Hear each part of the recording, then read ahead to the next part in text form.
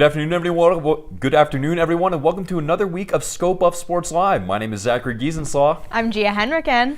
We've had a wonderful week of sunny skies and high temperatures here in Boulder, just to be hit with a bunch of snow and cold this morning. So we hope you're all staying warm at home. We do have a lot to cover, so let's get straight into it. We begin tonight with some solemn news from Boulder this week. On March 1st, 2026, Buffalo's backup quarterback Dominique Ponder tragically passed away. 23-year-old Ponder was pronounced dead at the scene after allegedly losing control of his vehicle and striking an electrical pole. It was announced on Friday that Ponder's memorial service will be held tomorrow, March 7th at noon. This service is open to the public and will be located at the Glenn Miller Ballroom on campus.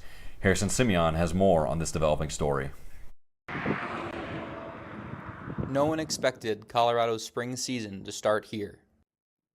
A curve of baseline road, flayed with mangled metal, splintered wood, and charred grass. CU quarterback Dominique Ponder was killed here early Sunday morning after a single car crash. He was 23 years old, about to begin his third season with the Buffaloes. Colorado State Patrol said that while headed west towards Boulder, Dominic lost control of his vehicle, crossed into the opposing lane of traffic, went through this barricade before hitting an electrical pole in this place. It fell into an embankment before catching fire. High speed is suspected. A week usually bubbly with optimism is now heavy with grief. You know, he's a quarterback, so it's kind of sad not being able to protect him off the field, but it's going to make me do everything to protect my quarterbacks I have left on the field. New offensive coordinator Brennan Marion grew up in the same Pittsburgh neighborhood as Dominique, sharing a work ethic he'll remember every morning. You see somebody every day, every morning. We meet every day at 5:30, 5 o'clock, so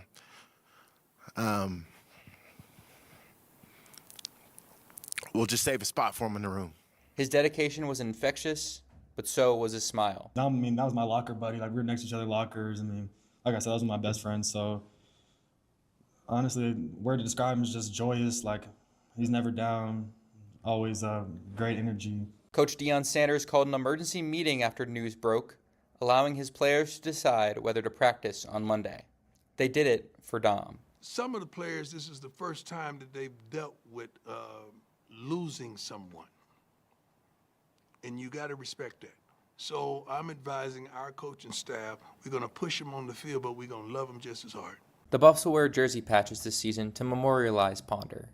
They'll have him on their hearts for the fall, but forever remember him for the sanctuary they shared, football. We got to be there for each other, got to keep working. We still got a goal, still got a mission, and this is just another why. You know, for some of the guys that, you know, maybe think that their why isn't as significant, stuff like that. That's your why now, you know. Harrison Simeon, Scope Up Sports. 1, 2, 3, go! Let's go. Thank you for that, Harrison. The women's basketball team is in the middle of an exciting Big 12 tournament run, and our Scope Up's crew made the trek to Kansas City this week. Here's our own Jake Chow with the latest. Here from Kansas City, Missouri, it should really be called Upset City. You can see the bracket. So many higher seeds have fallen in the past 2 days. TCU and Colorado, the lone teams with byes to get wins in the past 2 days. Arizona State really getting a good upset against Iowa State yesterday. And Kansas State, one of the hottest teams in the tournament right now, broke a long-standing 3-point record and is the first 12 seed to make the Big 12 tournament semifinals. An absolutely electric environment. We're going to take you out to the court here as we talk a little bit more about the Big 12 picture. Now, Colorado has a tough matchup against Baylor later today, and Arizona State and Iowa State are facing off here in just about an hour. And Colorado and Baylor have faced earlier this season in a really close game, and all of the coaches have said how much they love the parity of the Big 12, noting that it's one of the best conferences in the nation. And that's been a big part of the Big 12's reason to get some of the glass court behind me here. Now, the glass court, some of the players have noted that they've been slipping a little bit. They miss playing on the hardwood, but it's been really immersive for players and fans alike. Ads revenue coming on during timeouts, the brackets, and then, of course, the LED displays that have shown the court and their teams as they're doing player introductions have just been absolutely electric. And you can see here as I come out near the T-Mobile Center and the new LED courts, it is absolutely incredible. You can see here behind me as some of the teams are warming up for this next game between West Virginia and Arizona State.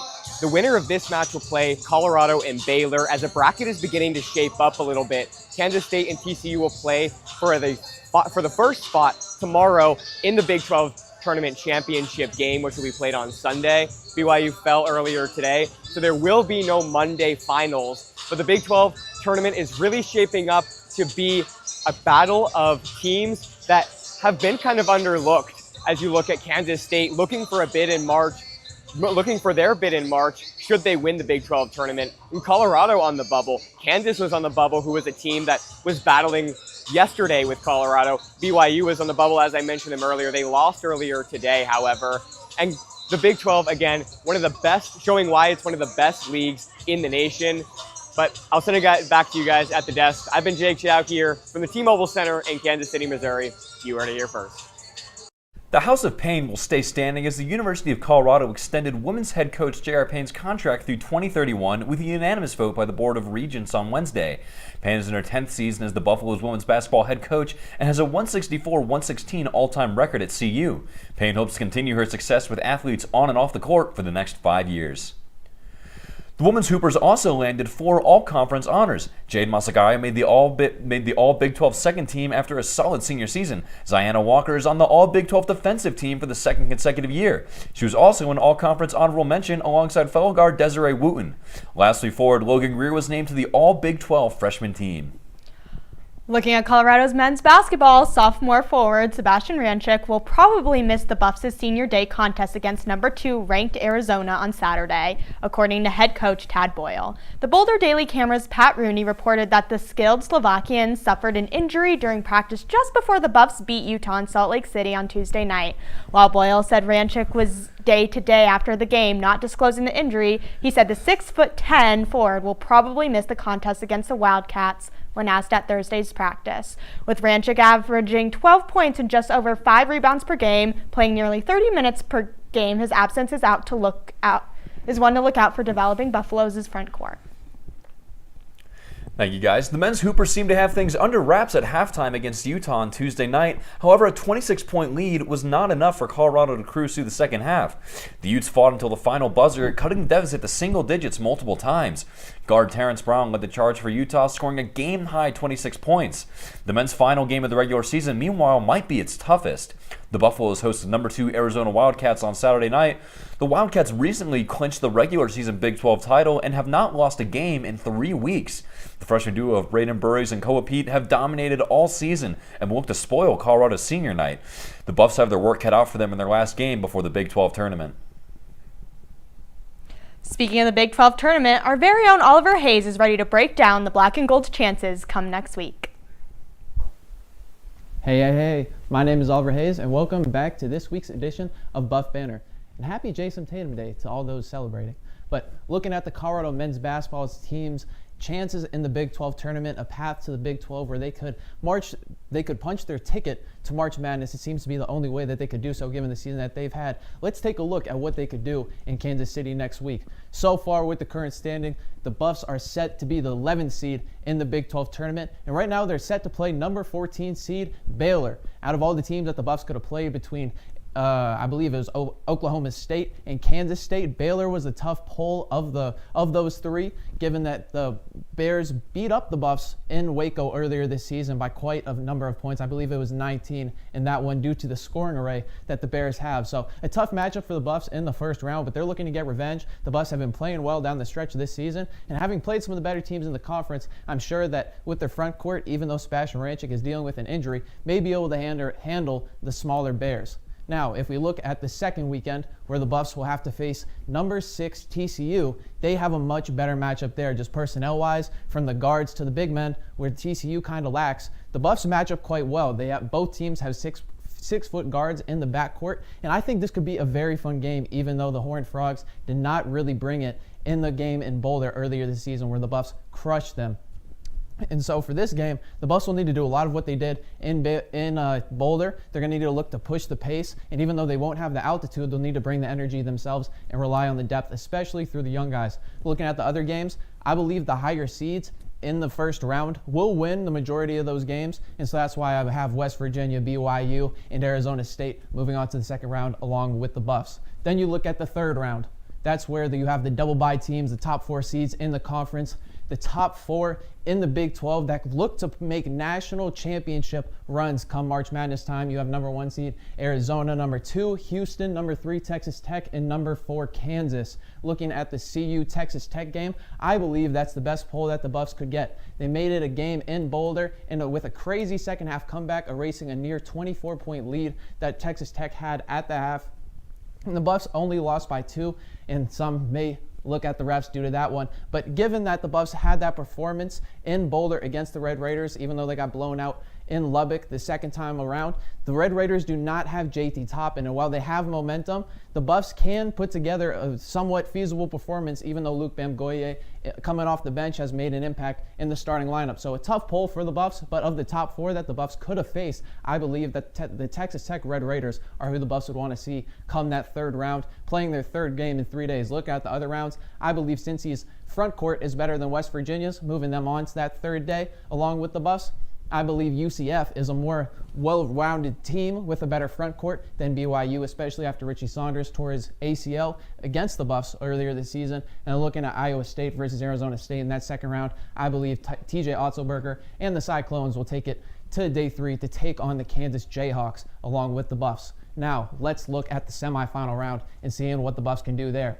After the Buffs potentially beat the Texas Tech Raiders, that's a big potentially, I believe they will go on to take on the Kansas Jayhawks. I think the Jayhawks, given Bill Self's history, even though TJ Otzelberger is a great coach, has a great system that he's employing, given the reason that Iowa State has been so great the last few seasons, I believe Bill Self and the Jayhawks have a lineup that is made to win, especially when Darian Peterson is playing. The Jayhawks, they are tall across the board, they are tenacious, they bring the juice, they bring the energy, and Flory Badunga in that front court, I believe, is the difference maker when it comes to that game. So I believe that would be the Buffs and the Jayhawks in the semifinals round, assuming the Buffs make it that far. And given that game, they have I can go with similar reasoning to why the game would be close against Texas Tech as it would be against Kansas, given the Buffs comeback that they had in the second half against Kansas that was similar to the game against Texas Tech. But Kansas, they don't have anybody out to injury unless Darren Peterson has another mysterious absence or something like that. So the Buffs will need to have to play a much more complete game than they would have to play against Texas Tech, have to shoot the ball really, really well, and have a really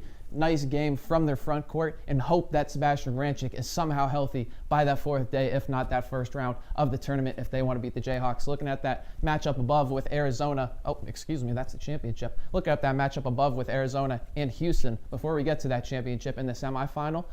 That will be a tough one because those two teams really go at it. But Arizona, with the depth that they had, their top 8, they had 2 starters in Anthony Del Orso and Toby Awaka moved to the bench this season due to the talent that they've brought in. And with the freshmen that they have and Brain Berries and Koa Pete, they are a heck of a team. And unfortunately, even though I like Kelvin Sampson and his legendary status with the Cougars, especially with their backcourt, and one of the best defensive players in the conference with JoJo Tugler, I have to give Arizona the edge and move them on to the championship, which now we'll look at. And somehow, some way, if the Buffs make it to the championship, I just have to say Godspeed for the Buffs, the black and gold, if they have to make it to the championship. Whoever they take on, playing their 5th game in 5 days, they could be playing number 16 Utah. That would be a tough game, playing your 5th game in 5 days, but assuming that they would have to play the best team in the conference, the regular season Big 12 champions, the Arizona Wildcats, for the reasons I just named for why they would beat the Houston Cougars, one of the best teams in the country. That's why they would most likely handle the Buffs. But, we're going to see how Colorado can do against the Arizona Wildcats this Saturday at the CU Event Center at 9 p.m. I will be there doing my usual coverage, so check out my social media. But I believe that is all for this week's edition of Buff Banner, and I'll pass it back to you guys at the desk. Thanks for that, Oliver. Now looking at this week's trivia question. The Buffaloes are playing number 2 ranked Arizona on Senior Day tomorrow. The last time that happened, Colorado and current assistant Evan Batty upset the Wildcats in a memorable February 2022 night. So, how many points did the mayor of Boulder score on his historic senior night? Stick around after the break to find out later in the show.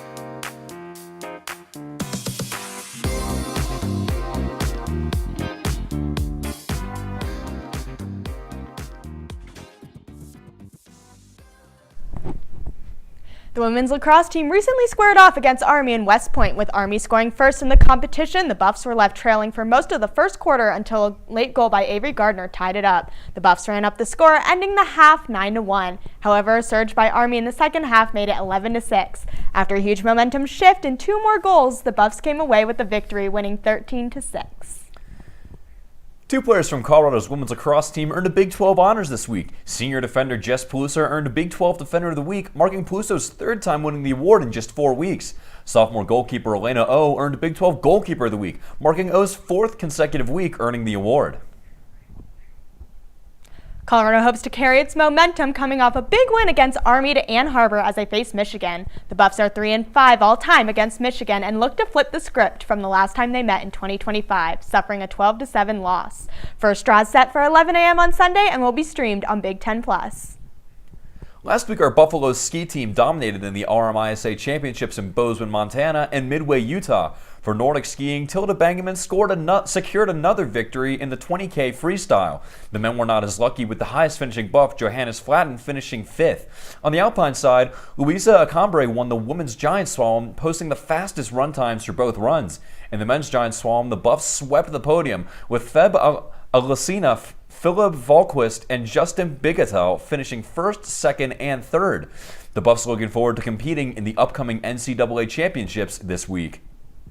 Colorado Track and Field has qualified 3 individuals and 1 relay team for the NCAA Indoor Championships. Avery Pearson will lead the Buffs competing in the women's 800 meters. Pearson punched her ticket at the Colorado Last Chance meet with a time just under 2 minutes on the men's side. Colorado's distance medley relay of Justine Kipkich, Danny Tragars, Drew Costello, and Isaiah Gibbons will make an appearance. Cole Matheson and TJ Hansen will join the squad as alternates. Gibbons and Kipkich will also double back in the men's mile. The NCAA Indoor Championships will take place March 13th through 14th in Fayetteville, Arkansas, and will begin streaming on ESPN+.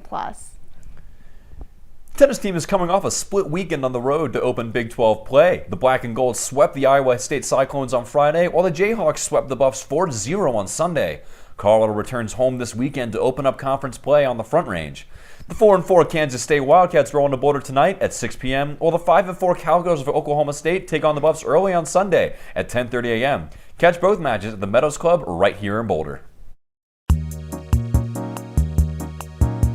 Welcome to Folsom Feud. I'm your host, Colby, here with 3 contestants today, Lincoln, Balin, and Kieran. Lincoln, start us off. I'll take game day etiquette for 200. All right. This is the best way to show respect during the CU fight song. What is standing, singing loud, and raising your hand in the hook 'em horn sign? Not what we're looking for. Balin, you have an answer? What is stand up, sing loud, and do the Ralphie horns? Correct. Balin, the board is yours. Give me tailgate traditions for 400. All right, here's the answer. The must-have item to wear on game day to show your Buff pride. Kieran? What is black and gold? That's correct. Nothing says school spirit like those 2 colors. Choose the next one. Let's do fan etiquette for 600. Fan etiquette. The proper response when you hear someone yell, "Go Buffs." What is Skull Buffs? Skull Buffs is right. Looks like we've got some true Buffs fans here. But thank you all for tuning in. Thank you to our contestants, and see you next time. The men's golfers moved up to number 47 in the nation after taking home hardware at the Wyoming Desert Intercollegiate. The Buffaloes look to add to their trophy case at the Lambkin San Diego Classic starting on Monday. Number 38 Long Beach University is the highest ranked team participating in the tournament, followed by Colorado. The Buffs are beginning a tough stretch of their season, competing in tournaments in 3 straight weeks.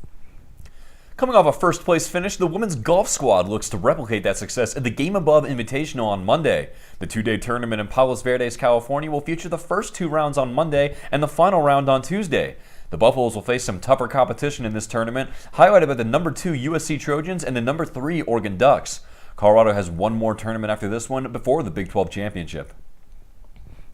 Outdoor club sports are officially upon us, Buff fans, and it all begins this Friday. This week, the Colorado Buffaloes men's lacrosse team returns to Kittredge Field in their home opener. The Buffs take on number 19 Arizona State on Friday at 8 p.m. and Boston College on Sunday at 11 a.m. The club baseball team begins the full swing of their season this weekend against Utah. It's the home opener at Scott Carpenter Park as the Buffs look to continue their hot start. They went 3-1 in the Dallas tournament in February thanks to strong pitching and hot runs on offense. Game 1 starts Saturday night at 7 p.m. and Sunday holds a doubleheader starting at 11. Scope Up Sports is your home for club baseball all weekend long, streamed live right here on our YouTube. Club softball is back in action this weekend as the Buffs host a 3-game series against Air Force Academy at East Mapleton Ball Fields in Boulder. The series begins Saturday at 11 a.m. and wraps up Sunday at 11 a.m. and 1 p.m. Colorado will look to build momentum and defend their home field as they continue their push through the spring season. Hey, Buff fans, I'm Kieran Walker bringing you this week's top 5 plays in Colorado sports. A hoops-heavy week, so we're diving right in with number 5. It's women's hoops first. Desiree Wooten. Matter of fact, going out, she's going to step back and launch for 3, and she'll get it from downtown against the BYU Cougars in Provo. Look at that step back, and she launches from downtown in Provo, Utah. That was a disappointing loss at the end, but still, a great play. Now it's taken. Here's Alan McKaylee. Sends it over to Hargress. Back to McKaylee, and he goes in for the slam against the Utah Utes. Ladies and gentlemen, Alan McKaylee with a beautiful, beautiful slam. Now, let's go over to women's lax. And Sophia Yaskulsi with the underhand goal against the Army Black Knights in my hometown of West Point, New York. Ladies and gentlemen, what a play. Very close to home, in fact. Now let's go back to that Utah game where men's hoops, Barrington Hargress to Josiah Sanders to Isaiah Johnson, and he launches for 3 and gets it from downtown. Beautiful setup. There's Sanders over to Johnson in the corner, and he'll launch from outside. Ladies and gentlemen, a dominating win for Colorado over the Utes in Salt Lake City. Now here's Desiree Wooten again against the Cougars. She'll take it herself on the steal, and 1, ladies and gentlemen, going in for the basket, and she draws the foul. Ladies and gentlemen, what a play by Desiree Wooten against the BYU Cougars in Provo, Utah. Colorado women's hoops now in Kansas City, advancing in the Big 12 tournament. That's all I've got this week on Scobo Sports. I'm Kieran Walker, wishing you a wonderful weekend. Here we see Xavier McNevitz working on his reader for the live show. If we didn't have these readers done by Thursday night, chances are we would not be airing this show right now. Be like Xavier. Get your readers done. And don't forget to click save so that you don't lose any of your hard-earned work. What's going on, Buffs fans? Got a huge weekend of games coming up for you. My name is Paxton Haynes, bringing you to them in rapid fire. Let's start with men's lacrosse. The men's team started 7th ranked in MCLA. They have since dropped out of the rankings, but looking to get back on track with the home opener tonight against Arizona State. They're going to have their hands full with that one. Then, big Scope Buff Sports history. First ever softball game streamed live on our YouTube channel as the CU women's team takes on Air Force Saturday at 11 a.m. And then heading over to the hoop side of things, it is men's basketball against the Arizona Wildcats. Tad Bullow's boys will be looking to shock the world Saturday at 9 p.m., a game for you Night Owls. And then finally, with baseball, the home opener over at Scott Carpenter Park, Sunday at 11 a.m., followed by another game right at 1 p.m. against the Utah Utes, the CU baseball team looking to finally win the Mid-American West Division. That's all for Rapid Fire. Back to you guys, back to the desk. Thanks, Paxton. If you're one of the lucky viewers who stuck around for our entire show, or if you're just now tuning in, we're answering this week's trivia question. How many points did current CU men's basketball assistant Evan Batty score in his 2022 Senior Day upset over second-ranked Arizona? The answer is, drumroll please, 11 points. The mayor of Boulder added 4 rebounds, an assist, and 2 steals in the victory. With big man Elijah Malone being the only senior being celebrated for the black and gold tomorrow, it will have to be seen if the former NAIA National Player of the Year can do something similar. All right, everybody, it's time for Tweet of the Week. This one comes directly to the university on sponsorships. Earlier this week, Buffalo Wild Wings tweeted at CU suggestion ABW's patch on Colorado jerseys. New AD Fernando Lobo hit back saying, "We're always open for business." That's about all that we have for you guys this week. We hope you've all enjoyed your show and that you, we hope that you all enjoyed the show and that you continue to stay warm as we see some colder weather through the weekend. We'd also like to remind you here that we are getting ready to head into daylight savings. Make sure you set your clocks, and we hope you all have a wonderful weekend. And remember, you heard it here first.